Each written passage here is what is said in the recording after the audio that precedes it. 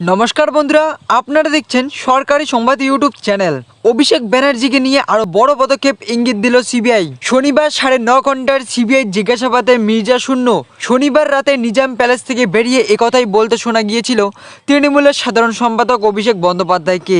আঘাত নিয়েছিলেন কেন্দ্রীয় তদন্তকারী সংস্থাকেও, সেই সঙ্গে বিরোধীদেরও আঘাত নিতে দেখা গিয়েছিল অভিষেক বন্দ্যোপাধ্যায়কে। শনিবার অভিষেক বন্দ্যোপাধ্যায়কে জিজ্ঞাসাবাদের সময় কুন্তল ঘোষের চিঠি প্রসঙ্গে একাধিক প্রশ্ন করা হলেও এসএসসি দুর্নীতি উঠে আসা আরো বেশ কয়েকজনের নাম সম্পর্কেও জানতে চাওয়া হয় অভিষেকের কাছে। অভিষেকের পুরো বয়ানি রেকর্ড করেছেন গোয়েন্দারা।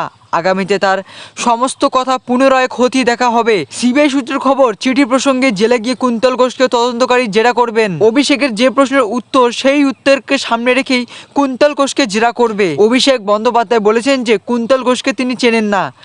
রাজনৈতিক স্বার্থে বিভিন্ন জেলার বিভিন্ন নেতা নেতৃত্ব তাকে ফোন করে থাকেন, হয়তো সেই হিসেবে হয়তো তার সাথে কথা হয়ে থাকবে। আর অভিষেক বন্দ্যোপাধ্যায়ের এই প্রসঙ্গের কুন্তল যে চিঠি দিয়েছিলেন তারপরে দুটি বিষয় মিলে দেখবে সিবিআই গোয়েন্দারা। আদালতে তোলার সময় তৃণমূল থেকে বহিষ্কৃত কুন্তল ঘোষ বলেছিলেন যে অভিষেক বন্দ্যোপাধ্যায়ের নাম বলার জন্য চেষ্টা করা হচ্ছে।